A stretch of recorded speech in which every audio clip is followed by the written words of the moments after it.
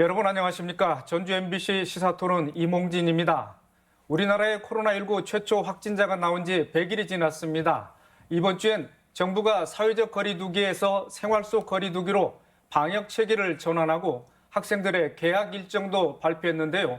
코로나19 팬데믹 상황에서 아직 안심하긴 이르다는 지적이 많습니다.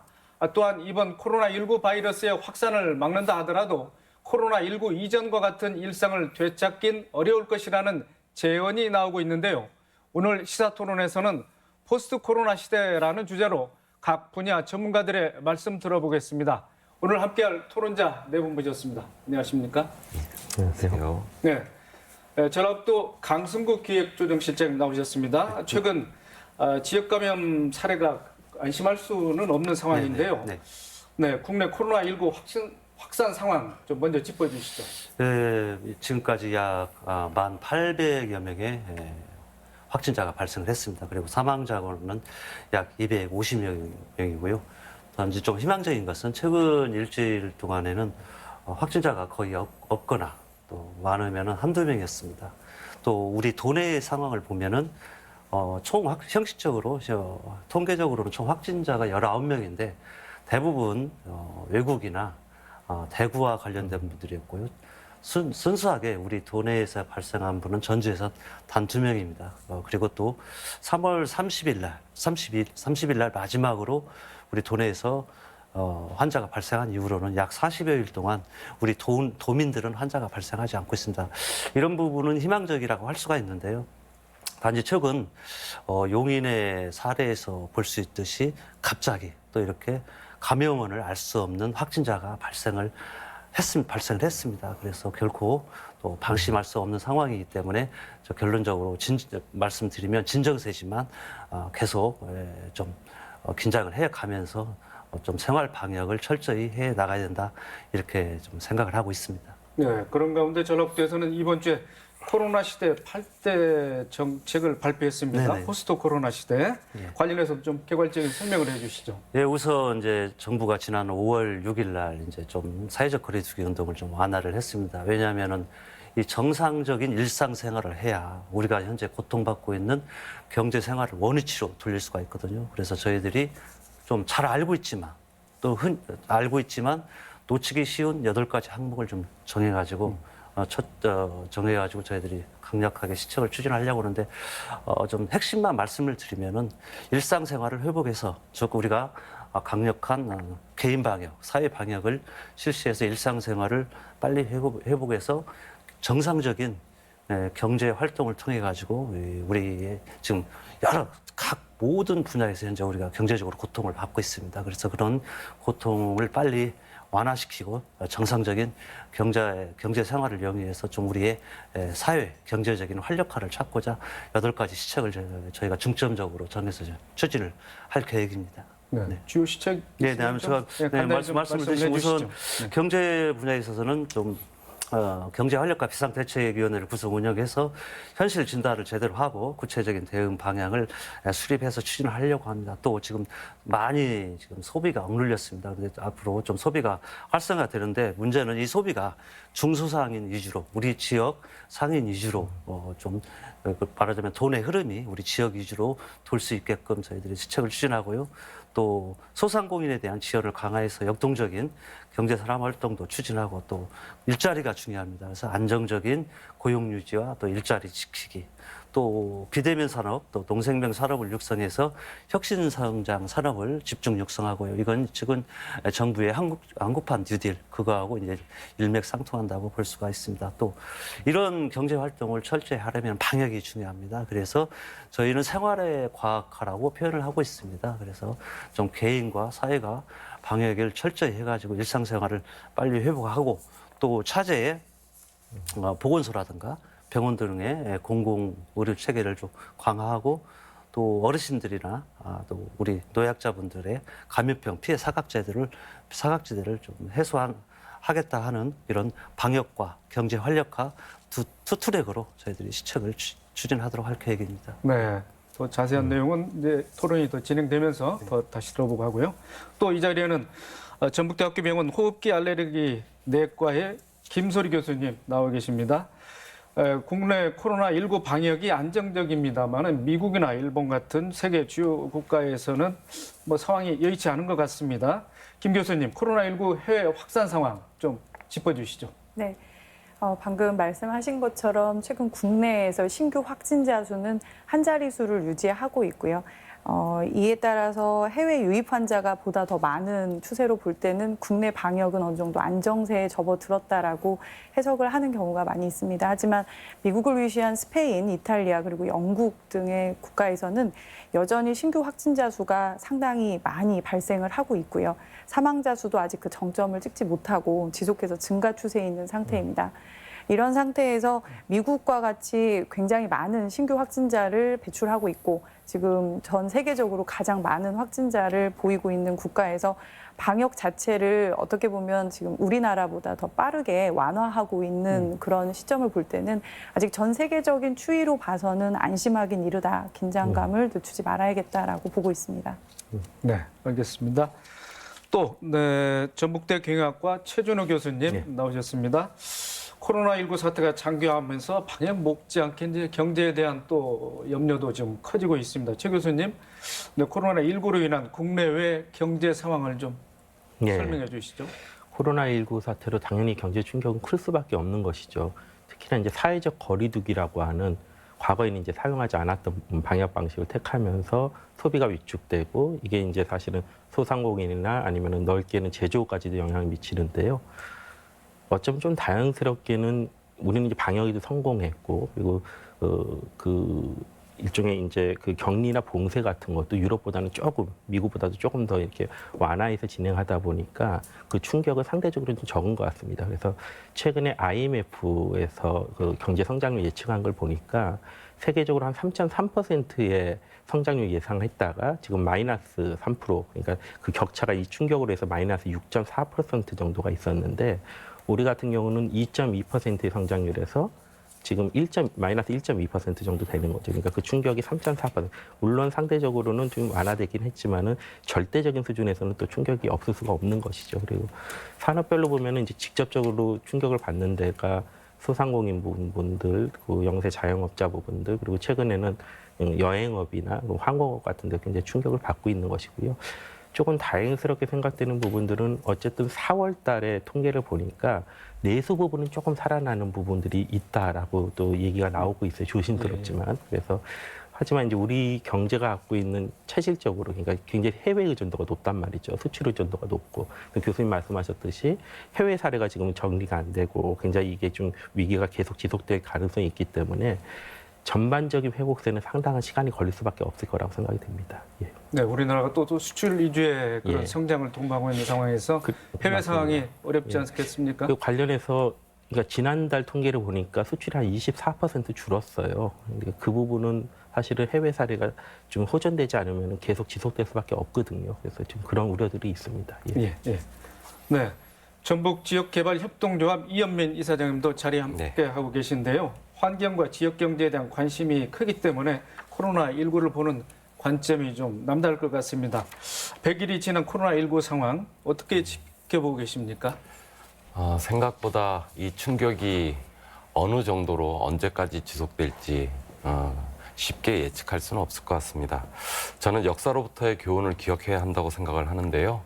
코로나19와 같은 세계적 질병의 대표적인 사례로 패스트 흑사병을 들 수 있습니다. 14세기 중반에 창궐을 했고요. 5년 동안에 유럽 인구의 3분의 1 이상인 2,500만 명이 희생됐습니다. 결국 17세기 약 250년 동안 계속해서 재발해 왔었던 거고요. 19세기에 들어서야 발병 원인이 밝혀지고 치료법이 이렇게 개발됐습니다. 이러한 패스트의 영향으로 새로운 세계가 열리게 되는데요. 첫 번째로는 중세 경제적인 그 담당자였던 농민, 농노들이 굉장히 많이 희생이 되게 되면서 그 물적 기반이 붕괴됩니다. 그러면서 이제 르네상스라고 하는 새로운 시대가 열리게 되죠. 또 하나는 이 패스트의 유입 경로가 중국에서부터 시작해서 실크로드를 거쳐서 유럽으로 전파됐다라는 사실들이 확인되면서 실크로드가 폐쇄됩니다. 동서교역로가 없어지게 되는 거죠. 그러면서 바닷길이 열리게 되면서 대항해 시대라고 하는 새로운 시대가 이렇게 열리게 됩니다. 저는 패스트 이후에 우리가 새로운 사회에 대해서 지역적으로 적극적으로 대처하고 준비할 때만이 이 위기들을 극복할 수 있지 않겠는가 그렇게 생각을 합니다. 네, 알겠습니다. 네, 그러면 본격적인 토론을 통해서 의료계와 또 경제, 환경 등 각 분야별로 어떤 변화가 예상되고 또 대응책을 어떻게 마련해야 될지 토론을 이어가 보도록 하겠습니다. 먼저 의료 환경의 변화에 대해서 말씀 들어보겠습니다. 김 교수님, 네, 이번 코로나19 사태를 통해서 국내 감염병 현장에서 이제 감염병 대응 수준을 이제 파악할 수 있지 않겠습니까? 무엇보다 이제 거기에 투입되는 전문 의의 수나 또는 공공의료 시설의 수준은 어느 정도라고 보고 계십니까? 네, 이번 사태를 통하면서 이제 다시 한번 우리나라의 현 상태를 또 다시 검토해 볼 수 있었는데요. 먼저 시설 인프라 부분을 생각을 해보게 되면 메르스 당시에 저희가 국가 지정 이제 감염 입원 병상 수가 약 105개 정도였습니다. 그 이후에 이런 감염병에 대응할 수 있는 이제 공공의료 기반 확충을 해야 한다라는 의견이 많이 있었고 노력을 해서 지금 현재 16개 시도에 29개소에서는 국가 지정 음압 격리병실 168개의 병상이 있고요. 총 입원 병상, 치료 병상으로는 198개의 병상을 보유하고 있는 상태입니다. 하지만 이번 사태를 보셔서 아는 것처럼 신종 바이러스 감염병 그리고 이렇게 대규모의 감염병이 돌게 되면 현재 이렇게 증가했다고는 하지만 현재 시설 인프라로는 턱없이 부족했다라는 것을 우리가 경험으로 배우게 됐습니다. 그래서 지난 4월 14일에 질병관리본부에서는 이러한 감염병, 특히 권역 감염병 전문병원 구축 문제와 그 부족했던 국가 지정 입원 치료 병상을 확충하고자 하는 공고를 냈고요. 지금 희망하는 이제 기관들의 지원을 받고 있는 상태입니다. 그래서 실제적으로 국가적으로도 이번 시설 인프라는 아직 우리가 대규모의 감염병을 이겨내는 데는 좀 한계가 있다라는 것을 체감했다라고 해석을 해볼 수 있는 부분이라고 생각이 듭니다. 또 무엇보다도 여기서 생각해야 하는 점이 지금 현재 저희가 보유하고 있는 국가지정 음압 격리병상이나 치료병상들이 거의 대부분 이제 민영 의료기관에 의존하고 있는 부분이 크다라는 점, 그리고 한 개의 그 의료기관에 배정되어 있는 병상 수가 한 2개에서 10개 정도 굉장히 소규모로 분산되어 있습니다. 이렇게 분산되어 있는 경우에는 지역에서 집단적으로 감염이 발생을 했을 때 그것을 소화해내는 데는 많이 부족했다라는 것을 또 이번 사태를 통해서 좀 이해를 할 수 있었고요. 하나 또 말씀하셨던 인력 부분에 대한 인프라는 과연 우린 충분한가에 대한 부분에서 사실 감염병을 대응하는 의료 인력이 반드시 감염내과 전문의여야만 하는가에 대한 문제점을 제기하기도 하지만 사실 이런 대규모의 감염병이나 신종 감염병이 발생을 했을 때 어떤 컨트롤 타워의 역할을 해줄 수 있는 이제 헤드쿼터는 결국엔 감염내과 전문의 선생님들이 담당해 주실 부분이라고 생각이 들거든요. 그런데 지금 현재 2019년까지 우리나라 감염내과 전문의 수가 지금 275명 정도, 이제 활동하시는 분은 약 250명 정도라고 돼 있고요. 연평균 한 17명 정도가 배출이 되고 있는 현실이라는 점을 볼 때는 동네에는 몇 분이나 계십니까? 지금 저희 병원에 계시는 분이 감염내과 전문의 이제 선생님들로 되실 텐데 저희 병원에도 지금 3분 계시는 상황이시거든요. 알겠습니다. 네, 강 실장님. 네네. 이런 감염병이 발생했을 때 전라도에서 활용 가능한 병상, 병동의 규모는 어떻고 앞으로 추가로 확보할 수 있습니까? 우리 김 교수께서는 이제 예산 부족으로 해서 벌써 5년 메르스 때 5년 예정했던 계획 기간이 7년으로 좀 연장되고 그런 상황인데 이번 코로나 사태로 좀 여러 가지 저희들이 겪어보지 못한 일들이 많았는데요. 특히 우리 진료에 관한 시스템도 또 저희들이 새로운 개념을 좀 만들었습니다. 그래서 좀 그런 좀 개념별로 말씀을 좀 드리겠습니다. 저희들이 이제 제일 그러니까 위중한 환자, 아주 중환자는 교수님께서 말씀하신 음압병실에서 저희들이 전문적으로 집중 치료를 합니다. 그 병상이 현재 25병상이 있습니다. 근데 교수님 말씀대로 현재 우리 상황에서는 우리 전라도만을 놓고 볼 때는 19명이 발생했고 나머지 분들은 다 거의 퇴원을 하고 5분만 치료하고 계시죠. 그래서 현재 이 상황만 놓고 볼 때는 충분하지만 이게 우리 지역에서도 언제 대구와 같은 일이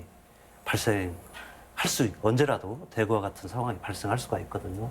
그런 경우에는 적정량이 조금 부족하다고 봅니다. 그래서 음압병실을 저희들이 25개 이외에 좀 더 정부에 좀 지원을 요청해서 약 30개 정도 더 추가 좀 확충을 해달라고 중앙정부에 요청을 하고 있고요.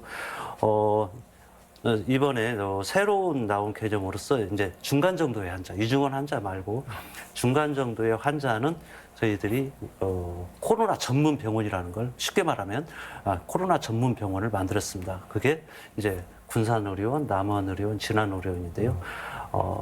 거기에 계셨던 일반 환자들을 뭐 전문 용어로는 전원 조치라고 하지만 다른 병원으로 전부 옮기고 나서 그 병원을 비웠습니다. 그래가지고 오로지 코로나 환자들만 치료하기 위해서 저희들이 약 223병상을 준비를 해서 치료를 했는데요. 이게 상당히 효과가 있었습니다. 저희 도민들을 치료한 게 아니라 잘 아시다시피 대구가 집중적으로 많은 환자가 발생을 하니까 대구 경북에서 그분들을 치료할 만한 시설과 능력이 부족을 해서 그분들을 저희들이 이쪽 전라북도로 우리 전북 지역으로 모셔가지고 치료를 했습니다. 그런 와중에 전북의 현안 중에 하나인 공공의대법 설립과 관련해서 국회 상임위원회에서 지금 발목이 잡혀 있는 상황하지 않겠습니까? 네네. 공공의대법이 통과돼야만이 감염 전문 인력 양성이라든지 이런 치료센터의 그런 여유 공간이 더 확보될 텐데 네. 이런 상황은 어떻게 보고 계십니까, 강 실장님? 우선 상당히 유감스럽습니다. 잘 아시다시피 저희가 남원에 이제 공공의료대학원을 설립하는 것을 골자로 한 공공의대법을 상임위에 보건복지위에 저희가 발의한 지 2년이 지났습니다. 우리 교수님께서 말씀하셨지만 장비와 시설만 있다고 다 되는 건 아니거든요. 그에 따른 공공의료 인력이 충분히 있어야 되는데 마침 이번에 코로나 사태로 우리가 그 중요성을 다시 한번 깨달았는데도 불구하고 사실 저희는 이번 4월, 5월 국회를 상당히 기대를 했습니다. 그러나 역시 여러 가지 정치적 역학관계 때문에 우리가 탄소법은 통과를 했지만 공공의대법은 보건복지위에 상정조차 논의조차 되지 못하고 있는 상황에 대해서 상당히 안타깝고 유감스러운 일이고요. 하지만 저희는 마지막 20대 국회까지 노력을 좀 해보고 안 된다면 21대 국회까지 가서라도 우리 또 당선자분들과 계속 협조를 해서 반드시 이 공공의대법을 통과시킬 수 있도록 최선의 노력을 다하도록 하겠습니다. 네. 이사장님께서는 네. 어떤 입장을 갖으십니까? 저 역시 공공의료의 확충과 확대가 시급히 빨리 필요하다고 생각을 하는데요. 대구 경북을 좀 예로 들면은 전체 27개 병원이 있었다고 해요. 그중에 약 한 4만 명 병상을 보유하고 있었는데 이 중 공공병원은 10%였습니다. 민간병원이 90%였고요. 그런데 10%인 공공병원에서 코로나19 환자의 75%를 진료를 했습니다. 민간병원이 90%였음에도 불구하고 25%밖에 진료를 못했던 거죠. 전국으로 좀 확대해서 보면은요, 흔히 이렇게 빅5라고 하는 메이저 큰 병원들, 아산병원, 삼성병원 같은 데에서는 코로나19 환자에 대한 진료가 10명도 안 됩니다. 저는 굉장히 지금 위험한 상황들이 연출될 수 있다고 생각을 하고요.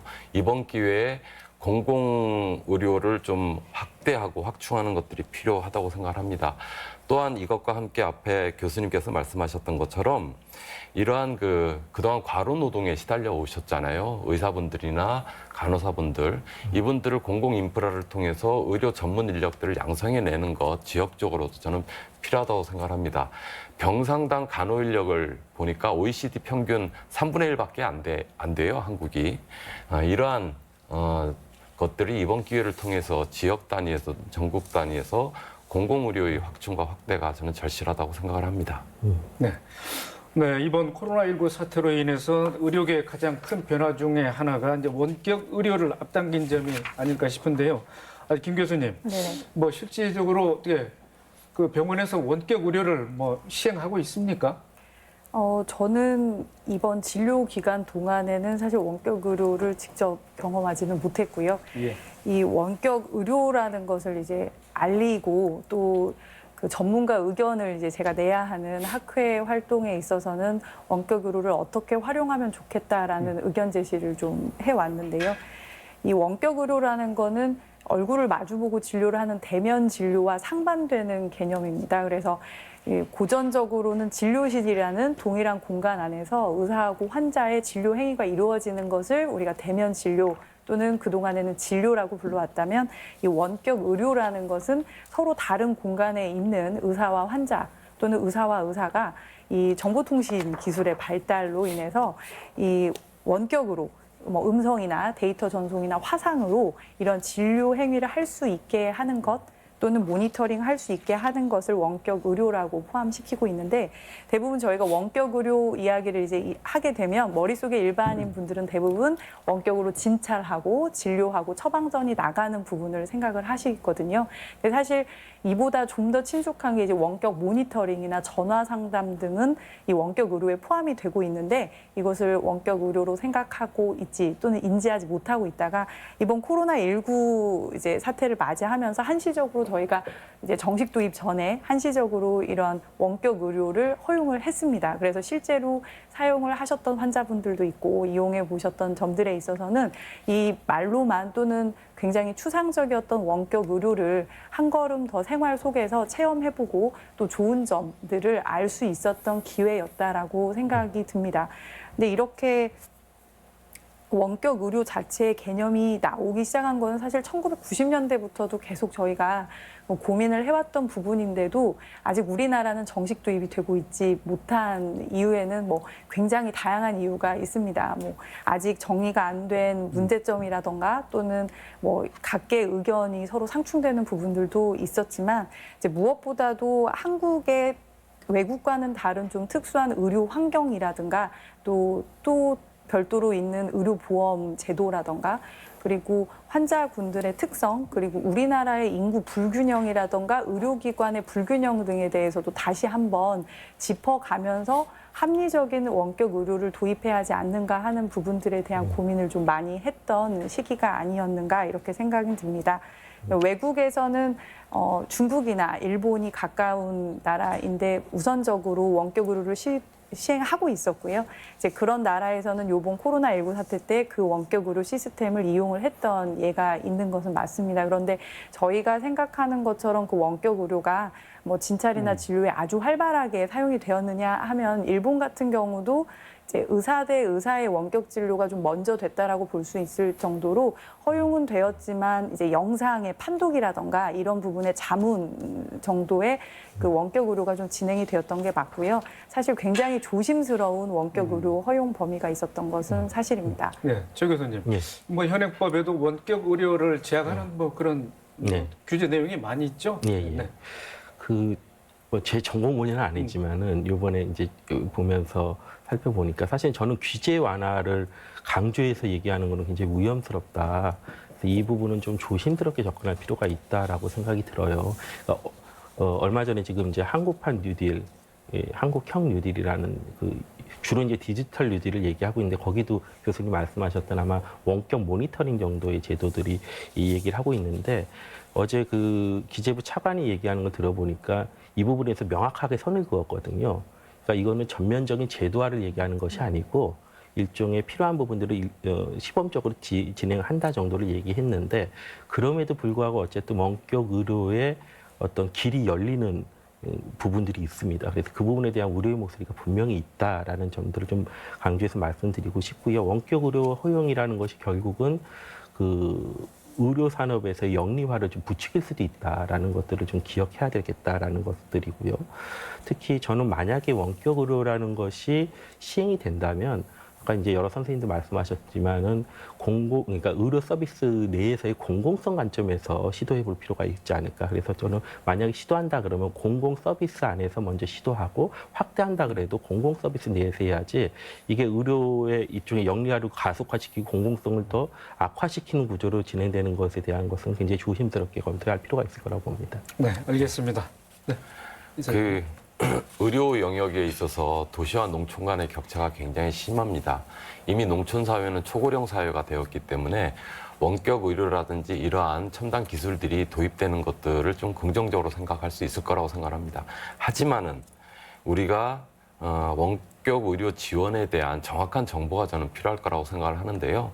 과거 메르스 당시에 박근혜 정부가 그 메르스 사태에 대한 어떤 대안으로서 삼성병원을 중심으로 이렇게 원격 의료를 시도하고 그다음에 해외 환자 유치 등의 어떤 의료법 개정들을 추진하려다가 국민적 저항에 이렇게 부딪힌 적이 있습니다.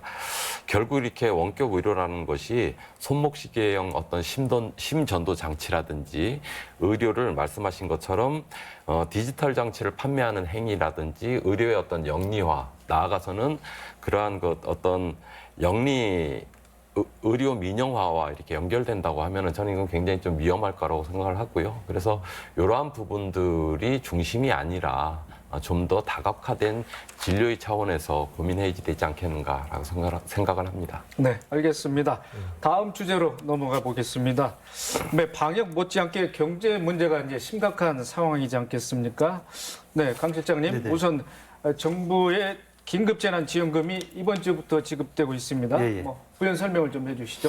네. 네, 이건 좀 중요한 거고 또 예. 제대로 사실이 알려져야 되기 때문에 제가 말실수를 예. 하면 안 되기 때문에 서류를 좀 보고 하도록 예, 하겠습니다. 우선 정부의 긴급재난지원금은 세대주에게 전 도민이 아닙니다. 그러니까 개인한테 주는 게 아니라 세대주한테 준다.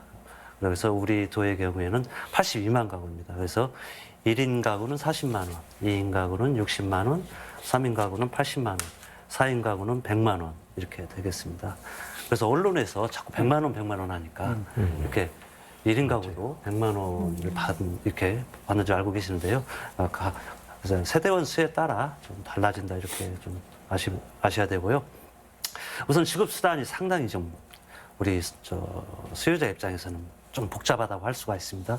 지급 수단은 우리가 이제 흔히 사용하는 신용하고 체크카드가 있고요. 또 선불카드나 지역 상품권 중에서 또 선택하시면 됩니다. 그런데 기초생활보장 생계급여자나 기초연금을 받으시는 분, 장애연금을 받으시는 가구에 대해서는 이미 지난주에 756억 원 16만 세대에 대해서 전부 지급을 완료했습니다. 왜냐하면 이분들은 저희 행정에서 계좌번호를 이미 확보를 하고 있거든요. 그래서 이분들한테는 현금을 지급을 완료했고 나머지 일반 세대에서는 여기서부터가 좀 중요합니다. 좀 복잡한데요. 자, 기존에 내가 사용하고 있는 신용 체크카드는 5월 11일부터 카드사 홈페이지를 통해서 이제 신청이 가능합니다. 그다음에 5월 이제 좀 은행에서 준비할 시간이 필요해서 5월 11일부터는 온라인으로 신청이 가능하고 5월 18일부터는 은행 창구에서도 오프라인에서도 즉 신청이 가능합니다. 그다음에 또 지역 상품권이나 선불 카드를 저희 신청해서 수령을 받을 수가 있는데 이건 5월 18일부터 주소지 읍면동 동사무소죠. 옛날에는 동사무소라고 했는데 읍면동 주민센터를 통해서 신청이 가능합니다. 그런데 지금까지는 전주, 익산, 정읍의 경우에는 동사무소를 직접 찾아가거나 아니면은 그 해당 시군의 홈페이지를 통해서 또 온라인으로 신청이 가능하니까 이건 현재까지의 상황이고 각 시군마다 상황이 달라질 수가 있으니까 상품권이나 선불 카드로 받으실 분들은 반드시 시군에 문의를 하셔야 되는데요. 이런 또 모든 유형별 신청은 우리가 이제 마스크를 구입했을 때 새로 도입한 제도인데요. 요일제를 또 활용을 합니다. 그래서 출생연도, 주민등록의 끝번호가 아닙니다. 반드시 출생연도, 자기가 태어난 연도의 끝자리 수에 요일제를 적용하게 됩니다. 그래서 예를 들어서 내가 1월 달하고 6월 달에 태어났다. 저도 실수를 하네요. 연도로 해서 1년과 6년에 태어났다 하면은 월요일이 되겠습니다. 하고 27로 끝나는 연도는 화요일 날 해서 이렇게 신청을 하셔야 되고요. 단지 이제 거동이 불편한 어르신이나 또 장애인 등 분들은 동사무소에 전화를 주시면 저희 직원들이 바로 찾아갑니다. 그래서 찾아가셔서 신청을 받고 저희들이 교부를 하게 됐습니다. 또 중요한 게 이게 전국 어디서나 쓸 수가 있는 게 아닙니다. 그래서 사용 지역도 도나 또는 우리 도를 벗어날 수는 없습니다. 도나 시군에 제한돼 있고 또 아무 데서나 쓸 수가 없습니다. 그래서 백화점이나 대형마트, SMS, 유흥시험 등에서 이런 곳에서는 이제 사용이 불가능하고 또 기한이 있습니다. 8월 31일까지 반드시 써 주셔야 됩니다. 또 이제 기부 얘기가 많이 나오고 있는데요.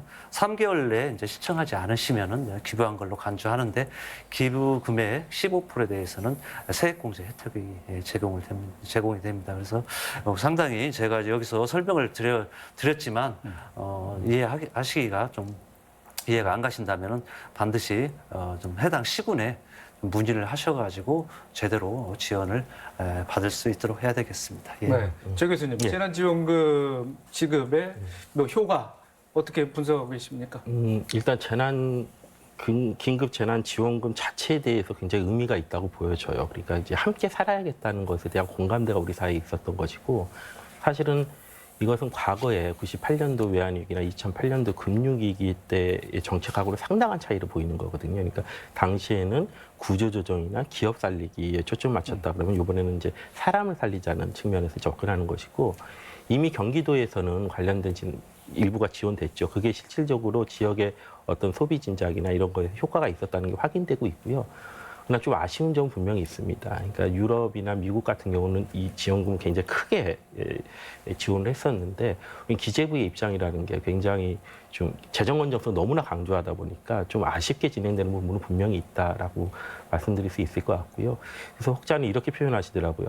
방역에서는 굉장히 세계적인 수준의 선진국의 모습을 보였는데 이후에 대처하는 방식들은 과거에 개도국의 상상력에서 벗어나지 못했다라고 얘기하는데, 이런 부분들이 조금 더 좀 적극적으로, 왜냐하면은 사실은 재정 건전성도 중요하지만 국민들의 삶을 개선하는 것도 중요하다. 그래서 이거는 우선순위 어디든가의 문제일 수 있겠다는 생각이 들고요. 어쨌든 그럼에도 불구하고 이걸 코로나의 선물이라고 또 표현하더라고요. 인간이 이기적이지만 않다는 걸 확인하는 제도도 장치고, 저는 이번 기회에 우리 사회 많은 구성원들이 이런 제도도 경험을 한다는 것은 향후에 다양한 정책적인 어떤 변화에 있어서도 굉장히 중요한 정책이라고 생각이 됩니다. 예. 네. 이 이사장님께서는 뭐 긴급 재난 지원금 지급도 있었습니다만 기초자치단체마다 또 재난 기본소득을 또 이미 뭐 지급한 데가 있었지 않겠습니까? 네. 이처럼 이제 지역의 강점에 집중을 하고 지역 경제에 더 그 지역민들의 의식이 좀 고양되는 그런 상황인데, 네, 어떻게 보고 계십니까? 어쨌든 이게 이제 안타까운 거는 지역마다 형평성의 차이가 있다는 겁니다. 광역지자체로 놓고 보면은 지자체별로 자체 지급하는 데가 서울을 포함해서 7개가 있고요. 전라북도는 아쉽게도 이제 그 미지급하는 6개의 지자체에 해당됩니다. 어쨌든 그렇지만은 이제 전라북도에서 예를 들면은 3월 15일 날 소상공인 지원으로 4,300억 원 추경 예산 급하게 편성해서 전라북도 소상공인의 절반인 6만 명에게 이렇게 지원한 거는 저는 시의적절한 대응이었다고 생각을 하는데요. 근데 좀 더 저는 디테일한 지원 정책들이 필요하다고 생각을 합니다. 한 연구소의 자료를 보니까 3월 말 기준으로 그 지역별로 카드라든지 대출 또는 연체율들을 조사한 것들이 있어요. 대구, 경북이 최악이었습니다. 예상했던 것처럼. 근데 전북은 전국 평균이나 서울보다는 오히려 양호했습니다. 뭐냐면은 지자체별로의 긴급한 대응들이 시민 생활과 어떻게 직결되는지를 보여주는 단적인 예라고 생각을 하는데요. 근데 하나 또 봐야 되는 것 중에 하나가 20대 청년층의 연체율과 카드 대출이 가장 높다라는 겁니다. 결국 안정적인 소득을 갖지 못하는 이 청년층들이 이번 사태를 겪으면서 가장 빚을 많이 지고 빚을 못 갚는 세대가 되고 있다는 거죠. 저는 이러한 부분들에 대한 좀 더 디테일한 정책들이 마련되어야 되지 않겠는가, 그런 생각들을 해봅니다. 관련해서 저도 한 말씀 더 드리고 싶은 게, 사실은 아까 그 실장님도 그 말씀 하셨는데, 사실은 이게 처음에 논란이 될 때 70%한테 지급할 거냐, 100% 지급할 거냐 논란이 있었잖아요. 일단 100% 지급한 건 저는 개인적으로는 바람직한 선택이라고 보는데 그 100% 지급했을 때 이제 기부금을 받기로 했는데 저는 이 기부금을 중앙정부에서 활용하는 것이 아니라 사실 중앙정부 정책이라는 게 지역의 특성들을 반영하지 못하거든요. 그래서 가능하다 그러면 일종의 지역 상생 기금이라든가 이런 걸 통해 가지고 지역의 특성에 맞게 지원금을 좀 활용할 수 있는 방안들을 고민할 수 있다라는 말씀 드리고 싶고요. 특히 이사장님 말씀하셨지만은 이번에 이 정책에서 청년 정책들이 상당히 좀 빈약합니다. 왜냐하면 지금 있는 정책이라는 게 일자리를 가지고 계신 선생님들에 대한 정책들이 많고 사실 일자리 구직하는 우리 졸업생이든가 이런 부분들이 비어 있기 때문에 그러니까 그런 부분들도 지역들의 고민들을 반영할 수 있는 정책을 현실화하는 재원으로 어떤 그 지역의 기금 같은 것도 만드는 것도 한번 고민해 주십사. 예, 네, 말씀드리겠습니다. 강 실장님, 네, 말씀해 주시고 그다음에 또 전라북도가 고용노동부와 함께 일자리 안전벨트화 사업을 네. 추진하겠습니다. 그 관련 설명 또 기회가 있으니까 해주시죠. 또 짧게 한번 예. 우리 도민들에게 이해를 구하기 위해서 또 말씀을 드릴 부분이 있습니다. 우선 그 교수님 말씀해 주신 청년 정책 또 일자리만 지키는 게 아니라 새로운 일자리 창출하기 위해서 시간 관계상 말씀을 많이 못 드리지만 다양한 시책을 하고 있고 또 의회를 들어서 앞에서 말씀드린 대로 이제 비상경제 대책회의를 통해 가지고 저희들이 또 좀 디테일한 시책을 반드시 마련해서 추진을 하겠습니다. 그다음에 이제 재난지원금액 지자체에서 주는 재난지원금액에 관해서 도민분들에게 좀 사실을 저희들이 말씀드릴 부분이 있습니다. 이 코로나 환자가 수도권에서 발생하고 나서 지역에서 발생한 건 우리 전라북도가 처음입니다. 그래서 저희들이 판단할 때는 경기도처럼 가구당 10만 원씩 일정액을 나눠주느냐 아니면은 그런 돈을 방역에 쓰느냐 그런 걸 가지고 고민을 했습니다. 그 결과 이 코로나가 아까도 말씀하셨습니까? 대구, 경북이 최악입니다. 왜냐하면은 코로나가 창궐했기 때문에 거기 경제는 거의 쑥대밭이 되었죠. 그래서 저희들이 판단할 때는 경제를 활성화시키는 제일 중요한 요소는 방역을 철저히 해서 환자가 발생하지 않아야 된다 그런 생각을 가졌습니다. 그다음에 우리가 일자리를 지키고 창출하기 위해서는 공장에 말하자면 이 중소상공인들의 부도를 막아야 되겠다 해가지고 전국 최초로 추경도 했고 또 두 번째 추경도 했습니다. 또 그런 도민들한테 직접 지원금을 주지 않고 저희들은 그 돈을 방역에 썼습니다. 그것도 전액 도비로 썼습니다. 여기서 전액 도비라는 게 상당히 중요한데요. 여기에다 시군비를 붙이면은 그 돈이 시군에 내려가면은 입찰을 해야 됩니다. 그러면은 일주일 이상 소요가 되거든요. 그래서 저희들이 근 한 1,000억 이상을 순수한 도비입니다. 좀 빚도 냈습니다. 그래서 빚을 내가지고 1,000억 원 이상의 돈을 방역과 우리 소상공인들을 위해서 먼저 급히 썼다는 말씀을 드리고요. 말씀드린 아까 말씀하신 고용노동부와 같이 이제 일자리 안전벨트 사업을 추진했는데요. 우리 군산 지행공장이 폐쇄가 됐습니다. 그래서 군산은 소위 고용위기 지역이라는 데로 우리가 2018년도에 지정이 됐습니다. 그런데 군산 말고도 우리 이제 익산하고 완주, 김제에도 이런 차량과 관련한 우리 완성차 업체와 관련된 부품 협력 업체가 상당히 있습니다. 약 170개나 있습니다. 그러다 보니까 우리 군산 타타대우 또 현대 현대차 공동 공장 이렇게 해가지고 이런 큰 메이저 세계 회사와 관련이 있는 부품 협력사가 170개나 있어가지고 이 나머지 완주, 익산, 김제도 큰 고통을 받고 있습니다. 그래서 이 3개 시군과 우리 고용노동부, 우리 전라북도가 컨소시엄을 맺어가지고 향후 5년 동안 1,000억 원을 투자해서 안정적인 새로운 일자리 약 10,000개를 창출할 계획으로 저희들이 정부에 신청서를 내서 공모에 선정이 됐습니다. 이것도 착실히 추진해서 실질적인 효과가 나도록 하는데 문제는 지금 코로나 사태로 이 3개 지역만 고통을 받고 있는 건 아니죠. 우리 전 도에서 각 관광업계 여러 도민들이 모든 전 분야에 걸쳐서 지금 상당히 고통을 받고 있습니다. 그래서 화두가 계속 중복되지만 이런 일자리를 지키고 또 새로운 일자리를 창출하기 위해서 좀 더 디테일한 시책을 강력히 추진하도록 하겠습니다. 네, 알겠습니다. 이번 코로나19 사태를 겪으면서 또 우리가 주목해야 할 부분이 환경입니다. 관련해서 계속 말씀 이어가겠습니다. 이사장님. 네. 네, 실제 이제 전문가들이 감염병 유행의 원인으로 기후 변화를 꼽는다고 하는데 어떤 이론과 근거에서 그런 주장이 나올까요? 그 기후 변화를 포함한 생태적 변화라고 하는 것이 더 정확한 표현이 될 것 같은데요. 예. 코로나19가 어떻게 발생했는지에 대한 그 원인을 한번 살펴봐야 될 것 같습니다.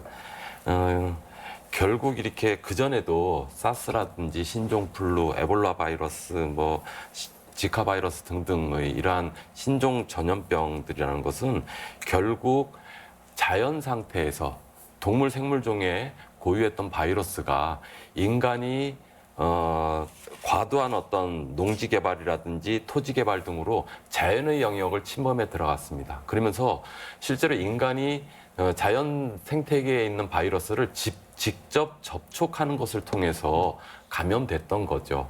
결국 우리가 어떤 내성이나 그 연착륙되기 전에 이 직접 접촉에 의한 바이러스라는 것이 굉장히 크게 확산이 되면서 이러한 문제들이 생기고 있는 건데요. 결국 저는 이렇게 코로나 바이러스처럼 박쥐가 그 동물들의 시장을 통해서 이제 인간에게 접촉을 통해서 이렇게 바이러스가 감염되듯이 인간의 과도한 난개발이 빚은 참극이라고 생각을 합니다. 저는 이러한 부분들에 대해서 인간이 자연과의 어떤 거리두기를 하는 거, 저는 이것이 가장 근본적인 대안이 되어야 되지 않겠는가 그렇게 생각을 하고요. 한 가지 환경과 관련해서 우리는 굉장히 많은 SNS를 통해서 벌어졌는데요. 인간의 활동들이 온실가스 배출이라든지 이러한 활동들이 줄어들고 정지되면서 인도 펀잡 지방에서 히말라야가 보이고 그다음에 미국의 뉴욕이나 LA에서는 러시아어가 사라졌다고 합니다. 그리고 베네치아의 운하가 맑아져서 물고기들이 다시 들어오고 이런 것들을 보면 사실 지금까지 어떤 환경 파괴나 온실가스 배출의 직접적인 원인들이 인간에게 있었다는 것이 증명된 거죠. 네. 김 교수님. 네. 또 감염병 중에는 또 인수 공통 전염병이 있지 않겠습니까? 네네. 이런 전염병도 기후 변화와도 관련이 있습니까? 네, 방금 잘 설명해 주신 것처럼 최근 저희가 계속해서 맞이하게 되는 신종 감염병들의 특징이 인수 공통 감염병이었다는 것입니다. 대표적인 예로는 이제 80년대부터 소개가 됐던 에이즈 바이러스는 유인원에서부터, 그리고 우리가 얼마 전에 2004년도, 7년도에 겪었던 조류 인플루엔자 같은 경우는 새로부터, 그리고 그 이후 2009년도 신종플루가 엄청 유행을 했는데 그것도 역시 돼지랑 관련이 됐고요.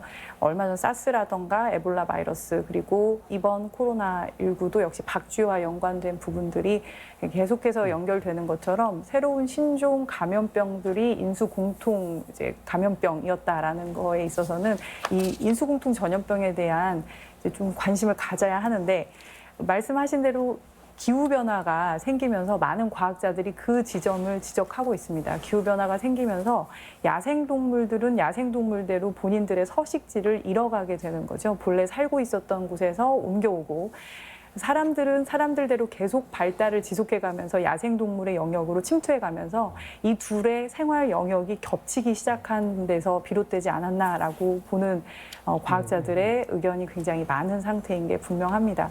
따라서 기후변화와도 밀접한 관련이 있는 부분, 지카 바이러스 같은 경우에는 모기의 서식지가 이 지구 온난화와 관련된 아까 온실가스 배출 얘기를 하셨는데 이제 그 부분과 함께 연결이 되면서 모기의 서식지가 이제 아프리카에서 아메리카로 옮겨가면서 지카 바이러스가 같이 이제 확산이 되었던 그런 예를 보더라도 기후변화, 그리고 자연과의 거리두기에 이제 사람들이 만들어낸 일부의 영향력이 인수공통 감염병에도 영향을 미치지 않았나라고 볼 수 있겠습니다. 네, 강 실장님. 네네.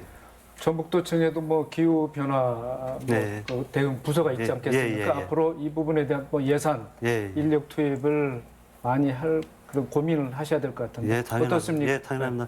앞서 말씀 드린 저희 두 분이 그 중요성에 대해서 말씀을 드렸기 때문에 저는 그 부분을 말씀을 안 드리겠습니다. 그래서 저희는 제일 중요한 게 일단 온실가스 감축인 것 같습니다. 그래서 그거에 대비해서 저희는 2018년에 전라북도 기후변화 대응 기본 계획이라는 것을 만들었습니다. 그래서 시군, 그리고 또 일반, 이건 행정보다도 중에서도 우리 일반 가구를 비롯한 사회 단체의 참여가 굉장히 중요합니다. 왜냐하면은 이 온실가스는 우리 일상생활에서도 배출이 되고 또 산업 활동에서도 배출이 되거든요. 그래서 이런 일상생활과 산업 활동에서 배출되는 탄소를 줄이기 위해서 저탄소 생활 캠페인이라든가 기후변화 대응 사업과 적응 사업 등을 좀 몇 가지 사업을 추진하고 있습니다. 그래서 앞으로도 저희는 또 우리 민관 단체와 협력을 해가지고 이런 온실가스를 줄이기 위해서 다양한 시책을 발굴해서 계속 노력을 하도록 하겠습니다. 네. 네, 최 교수님. 네. 지구 환경 관점에서의 변화를 요구하는 일명 그린 뉴딜 이런 네. 얘기도 많이 나오고 있습니다. 네. 네. 좀 소개를 해주시죠.